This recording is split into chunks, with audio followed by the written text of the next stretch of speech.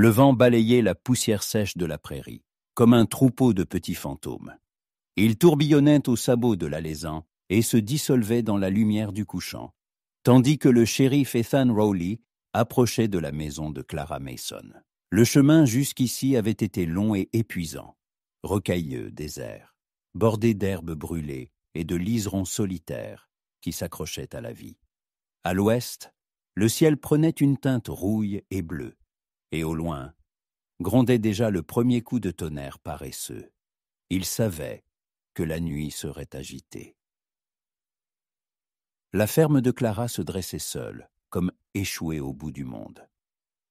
La maison était solide, bien qu'un peu usée. Bois assombris, porche à la marche grinçante, clochette arrachée à la porte, balançant au gré du vent. Dans la cour, une charrette cassée et des poules attachées à un poteau, observant silencieusement le crépuscule. Ethan mit pied à terre. L'alezan secoua la tête, comme s'il sentait l'hésitation de son maître. Il ajusta son manteau, épousseta le revers, vérifia son revolver. Le canon pesait lourd dans l'étui, tout cela par habitude. Seul le pas vers la maison fut moins facile que prévu. Il avait l'air d'avoir la quarantaine, mais les rides autour des yeux et les tempes grisonnantes lui ajoutaient une dizaine d'années. Grand, sec, le dos droit, tout en lui trahissait le soldat, même sans uniforme. Des traits de visage rudes, un nez aquilin, des pommettes saillantes, des lèvres peu enclines aux paroles superflues. Sous son chapeau, des cheveux châtains courts, parsemés de gris comme des cendres sur une bûche incandescente. Des yeux gris, perçants, toujours vigilants. Et à cet instant, il contenait non seulement de la vigilance, mais aussi ce qu'il ne voulait pas admettre, quelque chose s'apparentant à de la culpabilité. Il monta les marches et frappa. « Clara, c'est moi. » Un silence, le grincement d'un plancher à l'intérieur. Puis, de nouveau, le calme. Il frappa plus fort. « Clara, ouvre. J'ai besoin de te parler. » La porte n'était pas verrouillée. Il la poussa lentement et entra. L'intérieur était chaud. Ça sentait la viande rôtie, la sauge, la fumée du foyer et quelque chose d'autre, de familier, comme l'odeur des soirées qu'il n'avait pas connues depuis des années. Clara se tenait près de la table, comme si elle savait qu'il viendrait à cette heure précise. Sa robe, un bleu délavé, manches retroussées, soulignait des poignets fins et une taille à l'étroite. Son visage n'était pas de ceux qui attirent les regards dans les bals, mais il était mémorable. Des pommettes hautes, un nez droit, un grain de beauté près des lèvres, des yeux couleur miel ambré, avec un voile de tristesse indissimulable, des cheveux châtains foncés, libres, légèrement bouclés, négligemment attachés, mais quelques mèches. S'était déjà échappé, encadrant son visage comme à dessein. « Bonsoir, shérif, » dit-elle, sans faire un pas vers lui. Sa voix était grave, légèrement rauque, comme celle de ceux qui ont beaucoup parlé au vent, mais peu aux gens. Il hocha la tête.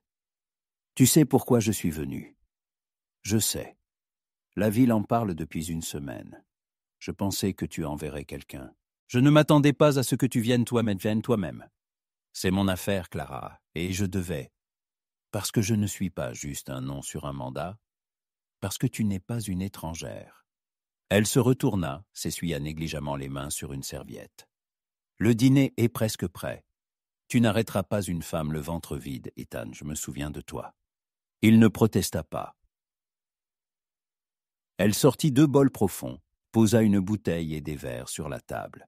Elle versa à boire. Il vit ses doigts trembler légèrement quand elle prit le couteau. Il s'assit.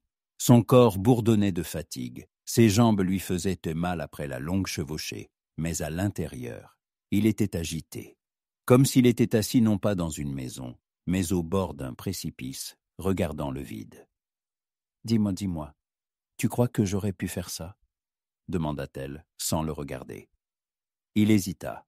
« Je crois que tu n'as pas tué, mais pour le reste, je ne sais pas. Tu as toujours été honnête, » elle ricana, « même quand tu te mentais à toi-même. » Il ne répondit pas. Ils mangèrent en silence. La perdrix était tendre, parfumée aux herbes et à l'oignon. Une nourriture simple mais avec une chaleur, comme seule en préparant les femmes qui vivent seules depuis longtemps et font tout avec conscience, sans ostentation. Après le dîner, elle rangea la vaisselle et il s'assit près de la cheminée. Le foyer crépitait, projetant des ombres sur les murs. Il n'y avait pas de superflu dans la maison. Tout était fonctionnel. Une vieille carte de l'Arizona au mur, des livres sans reliure, un châle sur le dossier d'une chaise, un fusil au-dessus de la porte. Mais tout était propre, bien tenu. « Tu ne veux pas savoir comment ça s'est vraiment passé ?» dit-elle en versant un deuxième verre. « Si tu dis que tu n'y es pour rien, je devrais choisir qui croire. Et je suis fatigué de prendre des décisions. » Elle s'approcha, se posta près de la fenêtre. Le clair de lune dessinait le contour de sa silhouette. Elle se tenait droite, comme un arbre dans la tempête. Belle, solitaire, obstinée. « Tu étais beau quand tu es arrivé à Bisbee, dit-elle. Tout le monde disait que tu étais comme sorti d'un tableau. Et moi je pensais, il est venu mourir.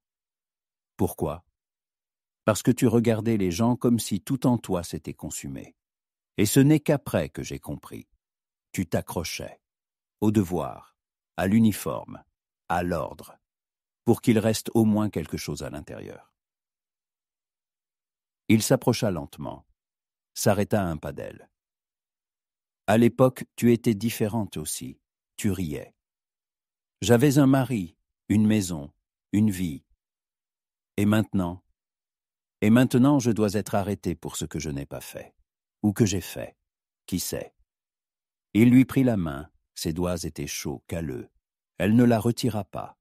Elle le regarda seulement dans les yeux, de près, silencieusement, sans larmes, sans supplication. « Je reste jusqu'au matin, dit-il. Et après? Après, nous verrons. » Elle sourit à peine. « Et l'aube, c'est encore loin, Ethan. Dehors, le vent hurla plus fort, soulevant la poussière sèche. Au loin, le tonnerre gronda de nouveau. À l'intérieur de la maison, il faisait chaud. Mais la tension, comme un câble d'acier, était tendue entre eux. Quelque chose n'était pas dit. Quelque chose était inévitable. L'aube n'était pas encore levée. Mais la nuit respirait déjà profondément. Les bûches crépitaient dans le foyer, projetant des reflets chauds et instables sur les murs. Ethan était assis dans un fauteuil près du feu, les jambes étendues, son fusil à côté. Il avait retiré son manteau, déboutonné son étui, mais ne lâchait pas son revolver. Il le tenait à la main par vieille habitude. Non pas qu'il craignait Clara, mais parce que sans lui, il se sentait trop vulnérable. Clara revint de la cuisine avec un plaid en laine et, sans le regarder, le jeta sur le dossier du deuxième fauteuil. « Tu n'as pas dormi en chemin, » dit-elle doucement. « Je n'avais pas le temps de dormir. » C'est étrange comme les gens commencent à parler quand ils apprennent que quelqu'un pourrait être un meurtrier. Ils parlent de moi? Presque tous ceux qui ont bu au saloon la semaine dernière. Certains sont convaincus que tu as tiré sur Jack Sloan parce qu'il te connaissait trop bien. D'autres, que tu es lié aux frères Sorton, qu'ils se cachaient sur tes terres. Clara se tenait près de la fenêtre, regardant dans l'obscurité. Le vent agitait les rideaux, mais elle ne bougeait pas. « Et toi, qu'en penses-tu » Il ne répondit pas tout de suite. « Je pense que tu as pu savoir quelque chose. Ou que tu t'es simplement trouvé au mauvais endroit, au mauvais moment. Mais, Clara, je devrais en parler au juge. Je devrais t'emmener là où tu as déjà une sentence dans l'esprit des autres. Et si je dis que je ne sais rien ?» Sa voix était égale, presque lasse. « Alors je devrais soit mentir pour toi, soit t'y traîner sous les clameurs de ceux qui réclament la corde. » Elle se retourna, le regarda, s'approcha lentement, s'assit dans le fauteuil d'en face. L'ombre du feu dansait sur son visage. Elle semblait fatiguée, mais pas brisée. Pas une once de pitié pour elle-même. « Et si, après tout, je savais quelque chose ?» dit-elle en se penchant en avant. « Peut-être que Jack Sloan est vraiment venu me voir. Peut-être qu'il m'a demandé de le cacher. Peut-être qu'il me tenait en joue. Il te tenait? La voix d'Ethan devint plus basse, mais plus tendue. Tu n'imagines pas à quelle vitesse un homme s'effondre quand il sait que la fin est proche. Jack était terrifié, en sueur, ivre, les mains tremblantes. Il savait qu'on était à ses trousses, et moi aussi je le savais. Seulement, il ne comprenait pas ce qu'il faisait. Et moi, je pensais alors que ne pas tuer suffisait pour être innocente. Ethan écoutait attentivement. Ses yeux étaient toujours aussi gris, concentrés. « Et qu'as-tu fait ?» Je ne l'ai pas dénoncé, mais je ne l'ai pas sauvé non plus. Je leur ai indiqué où il aurait pu aller. Ils l'ont trouvé déjà mort. Alors je n'ai rien fait, ni touché de ma main, ni sauvé d'un mot. Et dans notre pays, c'est presque la même chose que de tuer. Ils se turent. Le silence était étrange, non pas gênant, mais attentif, immense. Je ne suis pas une sainte, Ethan, mais je n'ai pas tiré. Je suis juste fatigué d'avoir peur. Trop d'années seul, trop de longues soirées où le silence parle plus fort que n'importe quel mot. Il se leva. Lentement, sans la regarder, il s'approcha du foyer, jeta une bûche. Puis il se retourna. « Tu sais ce qui est le plus difficile dans mon travail ?» demanda-t-il en regardant le feu. « Ce n'est pas de tirer. Ce ne sont pas les lois, ni les meurtriers. C'est de devoir faire semblant que tout est noir ou blanc, alors que le plus souvent, tout est gris, comme la fumée. » Elle se leva aussi, s'approcha. Il n'y avait plus qu'un demi-pas entre eux. Il l'entendait respirer, elle. Le claquement de l'articulation de son doigt sur sa main quand il serrait le revolver. « Pourquoi ne m'as-tu pas arrêté tout de suite, Ethan? Pourquoi ne m'as-tu pas menotté dès la porte ?» Il leva les yeux. Dans son regard, il y avait tout. La fatigue, la culpabilité, la chaleur, et quelque chose d'autre, ce qu'il craignait le plus. « Parce que tu n'es pas juste un nom sur un mandat. Parce que je me souviens comment tu m'as regardé près de la rivière, quand tout le monde m'a tourné le dos. Parce que je suis un homme vivant, Clara, et bon sang. » Il se tut comme s'il s'était coupé, ne faisant pas confiance à sa propre voix. Elle lui toucha la main, lentement, prudemment, comme si elle touchait du fer brûlant. « Nous avons tous deux vécu trop longtemps comme si nous étions vides à l'intérieur, » murmura-t-elle. « Et je ne sais pas s'il y aura un matin, mais s'il y en a un, que tu me vois ainsi, et non dans une cage. » Il lui prit la main, fermement, et la relâcha aussitôt. Un pas en arrière, un combat d'intérieur. « Je ne peux pas être ici, » dit-il doucement, « et pourtant, je reste. » « Alors reste, jusqu'à un autre matin. » Il la regarda longuement, comme s'il cherchait à voir ce qu'il ne voulait pas savoir. Puis, il hocha la tête. La nuit était tombée complètement. Le vent hurlait comme un loup solitaire. La flamme dans le foyer devint plus douce, plus silencieuse. Ethan enleva ses bottes, posa son revolver sur la table. Elle apporta un deuxième plaid. Il s'allongea sur la banquette le long du mur. Elle resta dans le fauteuil. Ils ne parlèrent pas longtemps. Ils écoutaient la maison grincer, les murs respirer, la flamme trembler. Ethan était presque endormi quand il entendit sa voix. « Et si tout avait été différent? Je n'aurais pas été accusé. Toi, pas shérif. Nous nous serions rencontrés comme ça. » Simplement. Il n'ouvrit pas les yeux, mais répondit. « Alors je serais probablement resté non pas jusqu'au matin, mais pour toujours. » Les premiers rayons de l'aube perçaient à travers les rideaux, fendant la pénombre de minces éclatées de lumière. Ils glissaient sur le sol, sur les fauteuils, sur la bouteille à moitié vide, oubliée au bord de la table. Le silence régnait dans la pièce. Seule la maison grinçait au rythme du vent, et les braises du foyer rougeoyaient, rendant leur dernier vestige de chaleur. Ethan ne se réveilla pas tout de suite. Son corps portait une lourdeur, non pas de fatigue, ni de sommeil, mais de quelque chose d'autre, de profond. Il ouvrit les yeux et ne comprit pas.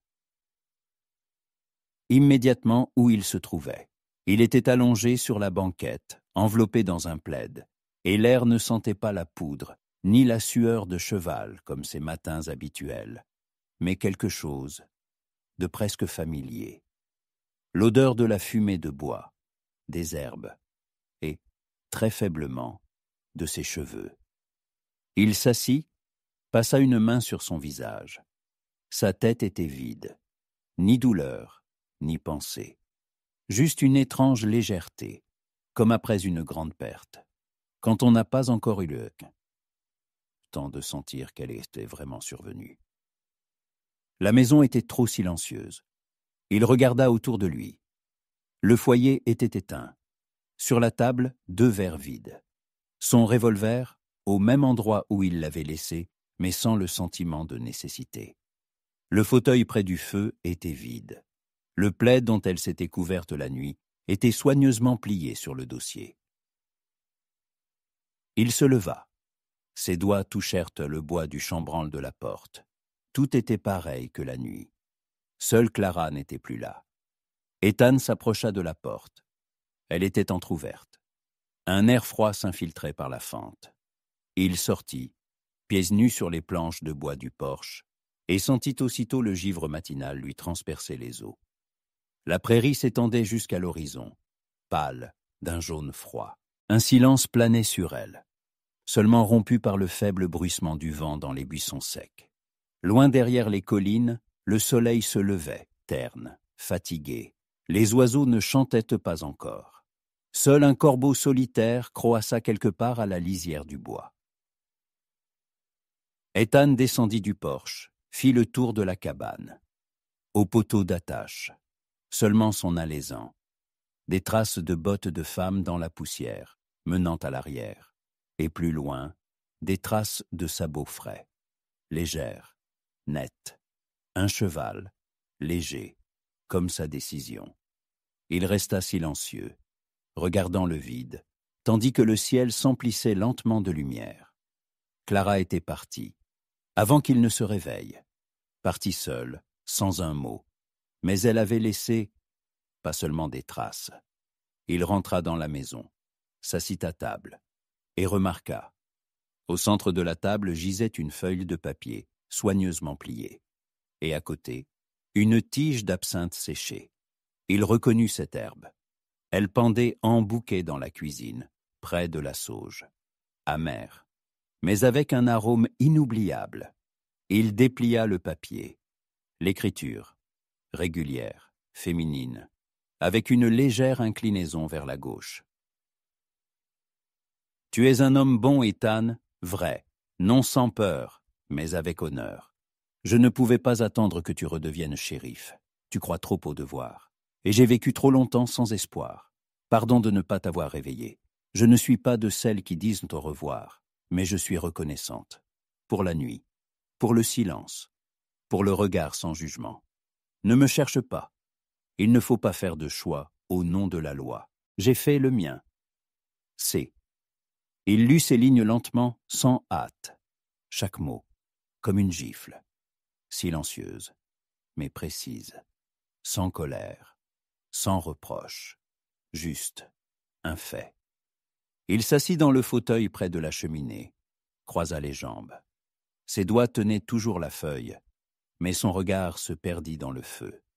Les braises étaient presque éteintes, mais un point rouge scintillait encore, comme un rappel que tout n'était pas fini.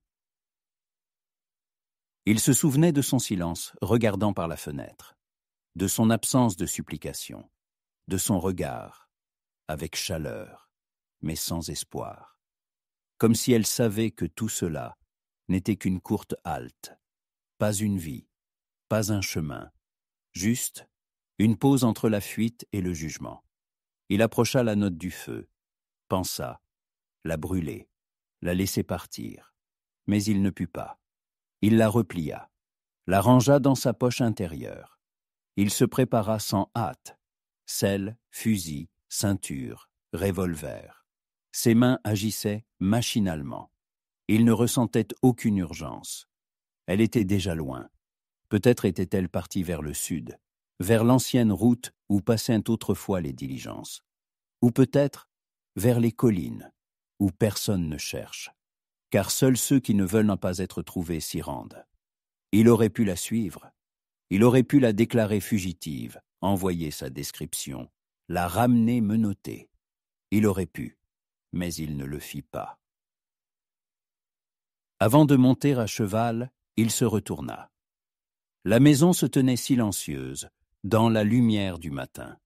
Le porche avec la planche chancelante, les rideaux agités par le vent. Une maison où quelque chose s'était passé. Pas un crime, pas une arrestation. Quelque chose d'autre, presque imperceptible, mais important. Il ajusta son chapeau, toucha les rênes. L'alezan l'emporta, sur la route brûlée par le soleil, lentement, sûrement. Il ne pressa pas son allure, ne se retourna pas. Le soleil se levait, le jour commençait. Et dans le cœur d'Ethan Rowley, quelque chose de nouveau était apparu. Pas du regret, pas de l'amour, pas du pardon, une place vide, où peut-être, un jour, il y aurait quelque chose de plus grand. La jument, une vieille jument nommée Rose, toujours robuste, ayant enduré de nombreux hivers avec patience, marchait régulièrement, sans à-coups. L'herbe sèche crissait sous ses sabots. Le vent était encore humide, portant en lui les vestiges de la nuit passée. Il lui ébouriffait les cheveux, arrachait son foulard de son cou, chatouillait ses poignets, comme s'il essayait de l'arrêter. Mais Clara ne s'arrêtait pas. La selle était vieille, avec une boucle en laiton usée. La couverture, jetée à la hâte. Derrière elle, un sac, un peu d'argent, une gourde, un couteau, une vieille photo où elle était encore avec son mari. Avant la guerre, avant que la vie ne déraille. À sa ceinture, un revolver. Une seule cartouche dans le barillet de l'ancien shérif qui lui avait un jour donné l'arme en disant « Parfois, la vérité n'est nécessaire qu'à toi. Les autres ne la demandent pas. » Le soleil était haut quand elle quitta la route principale. À l'ouest de l'Oat Creek commençaient les ravins, anonymes, profonds, avec de rares sapins et d'anciennes pistes de contrebandiers. C'est là qu'elle se dirigeait. Un plan? Elle n'en avait pas. Seulement un sentiment. Il fallait partir tant que c'était possible. Tant que la piste était encore chaude, mais pas évidente. Tant qu'Ethan ne changerait pas d'avis. Mais ses yeux la hantaient tout le matin. Comment il avait regardé, comment il s'était tu, comment il ne l'avait pas retenu alors qu'il aurait pu. Elle sentait son doute, comme on sent l'approche d'un orage. Non pas avec les yeux, mais avec la peau. Et maintenant, ce sentiment la suivait, à côté, sur la selle vide. Vers midi, elle atteignit l'ancienne station-service, ou plutôt, ce qu'il en restait. Une bâtisse abandonnée, avec une enseigne de travers. Des inscriptions délavées, longtemps pillées par le vent et le temps. Ici, se souvenait-elle, on pouvait autrefois trouver de l'eau, et parfois, quelqu'un qui ne posait pas de questions. Clara attacha Rose à un crochet et entra. Ça sentait la poussière, le gravier et la rouille. Mais dans le coin le plus éloigné, sous une bâche, quelqu'un bougeait. Elle ne prit pas son arme en main, mais plissa légèrement les yeux. Qui est là? Un bruissement. Puis une voix rauque féminine. Tu es folle, Clara. Mais qui voilà? Dessous les sacs se redressa Mary Ellis, maigre, nerveuse, avec une cicatrice sur la joue, vêtue d'une longue chemise d'homme et de bottes usées. Ancienne conductrice de diligence, elle s'était installée dans ces parages, après avoir perdu son frère dans une poursuite. Mary, Clara expira de soulagement. Je pensais que tu étais partie vers le sud. Et moi, je pensais que tu étais sous les verrous. Tout l'Oat Creek bourdonne. Clara Mason a tué l'adjoint du shérif, parti avec les frères Horton, cachés chez des Mexicains dans le désert. Et toi, regarde, te voilà, saine et sauve. Je suis partie seule. Mary plissa les yeux. Alors, Il ne t'a pas arrêté? Il en avait l'occasion. Il ne l'a pas saisi. Alors tu as 2 jours, pas plus, s'il décide qu'il doit quand même être shérif. Clara s'assit sur une caisse, enleva son chapeau, se pencha en arrière. Ses yeux picotèrent de fatigue. Je n'ai pas tué Jack, Mary, mais je savais où il se cachait. Et je n'ai pas aidé. Je ne le regrette pas. Mais je comprends qu'on me condamnera avec lui. Mary hocha la tête. Ici, personne ne se soucie de la vérité. L'important, c'est que quelqu'un paie. Elles se turent. Puis Clara reprit, plus doucement. Et Ethan, il me regardait comme s'il voulait croire. Mais au fond de lui, il s'accroche toujours à la loi, au badge. Tu sais, dit Mary en lui jetant une gourde, les hommes comme Ethan Rowley ne savent pas être simplement des hommes. Ils portent toujours quelque chose en plus. Un uniforme, une tenue, un serment, même quand personne ne l'exige plus. Il m'a laissé partir. Et c'est déjà plus que beaucoup ne font. Mary se leva, s'étira, ses articulations craquèrent. Si tu veux aller plus loin, le sud ne te conviendra pas. Il y a des marais, des bandits, et les rumeurs y voyagent plus vite que le courrier. Mais si tu passes par le col, il y a une vieille émission espagnole, à moitié en ruine. C'est là que se cachent parfois ceux qui n'ont plus nulle part où aller. Mais le chemin est difficile et dangereux. Clara réfléchit. Ses doigts touchèrent la tige d'absinthe séchée. Elle la portait dans sa poche de poitrine, avec la note qu'elle n'avait pas écrite. « Je n'ai pas besoin que ce soit facile, dit-elle. Juste que ce soit réel. » Quand le soleil commença à décliner, Clara était de nouveau en selle. Mary était restée en arrière. Avec un sourire las et un sec, « Prends soin de toi. » Plus loin, il y avait le canyon, puis un sentier, puis les collines. Devant, l'inconnu. Derrière, non seulement sa maison, mais aussi des yeux qu'il avait laissés partir. Et dans sa poitrine, à chaque mille, quelque chose de nouveau grandissait. Non pas la peur, non pas le regret, mais le sentiment que quelque part, au-delà de l'horizon, on la trouverait quand même. Si ce n'était pas les gens, alors le choix, ou l'amour, ou lui. Loud Creek l'accueillit avec de la poussière et des regards. Le shérif Ethan Rowley revint en ville en fin de soirée. La route poussiéreuse, épuisante, s'étendait derrière lui. Il entra lentement, sans hâte, comme s'il n'avait derrière lui ni femme échappée, ni matin difficile. La ville menait sa vie, comme toujours, en apparence. Mais à l'intérieur, dans chaque mouvement, dans chaque conversation qui s'éteignait à son approche, on entendait autre chose. Tout le monde savait que quelque chose n'allait pas. Déjà au poteau d'attache, il remarqua que Jim Brady, le propriétaire de l'atelier, s'était figé, comme s'il voulait dire quelque chose, mais avait changé d'avis. Au saloon, 2 adjoints le regardèrent, et l'un d'eux baissa les yeux, feignant de lasser sa botte. Ethan portait son insigne depuis près de 10 ans. On le craignait, on le respectait, et le plus souvent, on ne se mêlait pas de ses affaires. Mais aujourd'hui,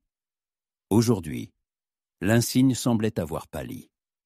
Il attacha l'alezan, resta un instant devant la porte de son bureau. Sur la vitre figurait toujours l'inscription « Shérif de Loud Creek, E. Rowley ». Mais le soleil commençait déjà à estomper la peinture. À l'intérieur, comme toujours, la carte du comté au mur, une cellule avec des barreaux, un bureau, 2 chaises, des papiers en pile, des revolvers accrochés, des clés qui tintaient toujours au bon moment. Mais maintenant, le silence dans cette pièce était différent, comme si les murs sentaient que quelque chose n'allait pas selon le règlement. Il jeta son chapeau sur le porte-manteau, s'assit au bureau, ouvrit un tiroir, en sortit le mandat, celui-là même, signé par le juge Carver. Des lettres noires. Arrêtez Clara Mason, soupçonnée de... Il le lut encore et encore, comme s'il y cherchait quelque chose qu'il n'avait jamais vu auparavant. Une justification, une instruction, ou un moyen de croire qu'il avait bien fait de la laisser partir. Mais le document restait muet. Le soir, on frappa à la porte. Il leva les yeux. Sur le seuil se tenait Merle Christo, son adjoint, âgé d'environ 25 ans, un honnête garçon, mais avec des yeux où il y avait encore plus de règles que de vie. « Shérif, je peux entrer ?»« Entre. » Merle entra, s'assit sur le bord d'une chaise. « J'ai entendu dire que vous étiez chez Clara Mason. » Ethan hocha la tête. « Elle s'est enfuie ?» demanda Merle. « Non. Mais vous ne l'avez pas ramenée. »« Je ne l'ai pas ramenée, » dit simplement. « Ethan. » Merle garda le silence. Puis, d'une voix légèrement tremblante, « J'étais sûr que vous agissiez toujours à la lettre, que même si c'était difficile pour vous ne pardonniez pas. » Ethan le regarda. « Tu penses que j'aurais dû lui passer les menottes et la traîner 2 jours à travers la poussière et le froid? Elle est sur le mandat, shérif. Ce n'est pas personnel, c'est la loi. »« Et si c'était ta sœur ou ta mère ?» demanda-t-il calmement. « Tu aurais choisi quoi? La lettre de la loi ou la vérité que personne ne veut entendre ?» Merle détourna les yeux. Il se tut, puis dit « Les gens parlent. Ils pensent que vous l'avez laissée partir, parce que vous avez eu quelque chose avec elle. Avant, ou cette nuit. » Ethan resta longtemps silencieux. Puis il se leva, marcha lentement vers la fenêtre. Les rues étaient calmes, comme toujours. Mais maintenant il voyait. La ville regardait. À travers les fentes, derrière les verres, à travers les conversations interrompues. « Les gens disent toujours quelque chose, » dit-il doucement. « Surtout ceux qui auraient agi pire eux-mêmes, mais aiment juger. »« Vous le direz au juge Carver ?» demanda Merle. « Qu'elle s'est enfuie. » Ethan se retourna.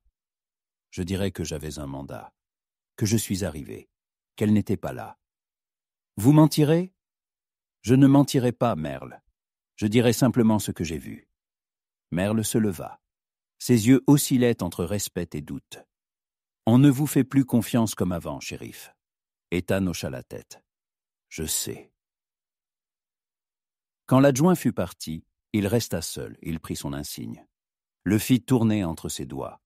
Lourd, froid, métallique. Symbole de l'ordre. Puis il le posa sur la table. Non pas comme un geste, non pas comme une abdication. Simplement, il était devenu trop lourd de porter ce qui ne reflétait plus tout ce qu'il y avait en lui. Cette même nuit, Ethan quitta le bureau et se dirigea vers les collines.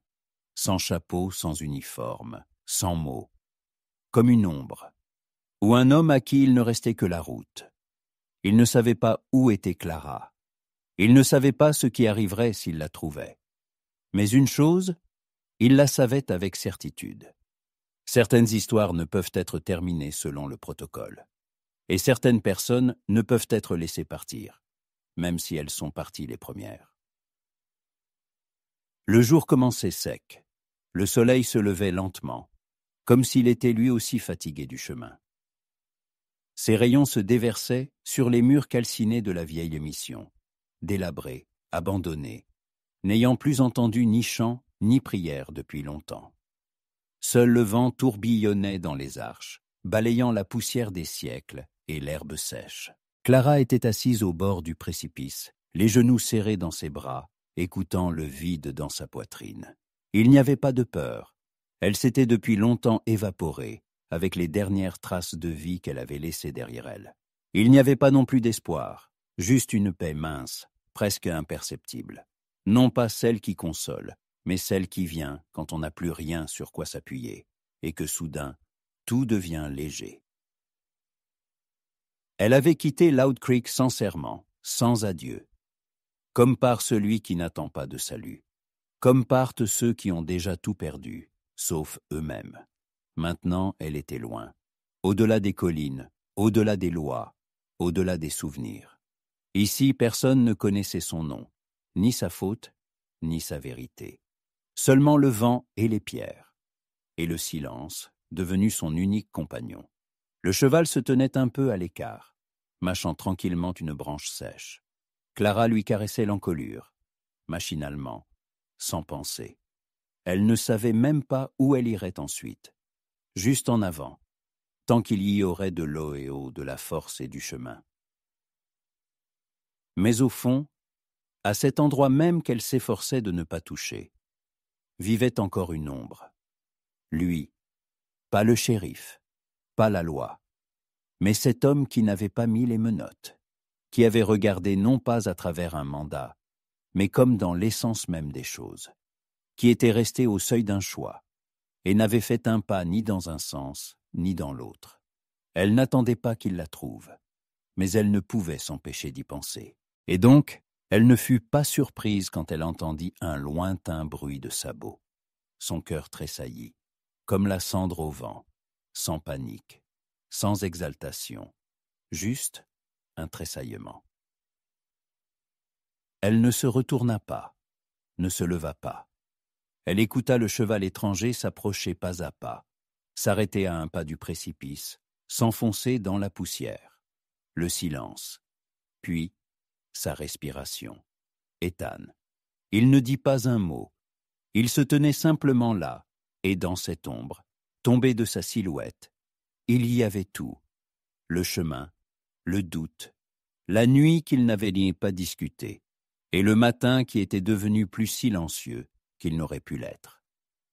Clara sentit son dos se redresser, non par peur, par respect, pour ce qui ne s'était pas produit, pour ce qui allait se produire.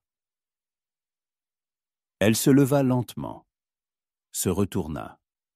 Le vent souleva des mèches de ses cheveux, apporta l'odeur des herbes, lui rappela qu'elle était là, vivante, debout au bord d'une terre étrangère. Il était toujours le même, seulement son visage était devenu plus dur. Ses épaules s'étaient voûtées, comme si quelqu'un y avait invisiblement posé un fardeau, et dans ses yeux, ni reproche, ni colère, juste de la fatigue, et un sentiment qui n'était pas exprimé, mais qui était resté là où l'amour avait commencé un jour, si on leur avait donné le temps. Quelques pas les séparaient, mais aussi toute une vie. Ils se regardèrent longtemps, sans mots, dans ses regards, tout ce qui aurait pu être, tout ce qui n'était pas arrivé. Clara sourit faiblement, non pas avec les lèvres, avec les yeux, avec gratitude, avec pardon. Ethan hocha la tête, comme s'il acceptait ce geste. Et dans son regard, un court éclair de douleur. Mais non pas celle qui blesse, celle qui dit « Je serais resté si j'avais pu ». Il s'approcha, ne la toucha pas, se tint simplement à côté, à portée de souffle. Et à cet instant, Clara comprit soudain. Parfois une rencontre, ce n'est pas une promesse, c'est un achèvement. Il n'était pas venu pour elle, non pas pour l'arrêter, non pas pour la ramener. Il était venu pour la laisser partir. Le vent hurla dans les arches de la mission. Les vieux murs résonnèrent, comme pour la dernière fois. Elle se tourna la première, fit un pas vers son cheval. Sa présence se faisait sentir derrière elle, lourde, chaude, humaine. Elle monta en selle, sans hâte, puis se retourna. Il était toujours là, regardait, mais ne l'appelait plus, ne tendait plus la main, ne la retenait plus. Clara hocha la tête. Il, en retour, et plus rien n'était nécessaire. Elle descendit le sentier, se dissolvant dans le soleil. La poussière s'élevait derrière les sabots, légère comme un souvenir, comme un matin que personne n'attendait. Il resta près de la mission, regarda jusqu'à ce que la silhouette ne soit plus que poussière. Puis, lentement, sans mots, il s'assit près du mur et sortit de sa poche cette même feuille de papier, la déplia, la lut, et pour la première fois, se permit de ressentir. Non pas comme shérif, non pas comme un homme, mais comme une personne qui avait dû laisser partir ce qui était plus proche que le devoir. Le vent se leva de nouveau. Mais maintenant, il n'y avait plus de douleur. Seulement le silence de l'adieu, fin, amer, comme la fumée après un feu de camp.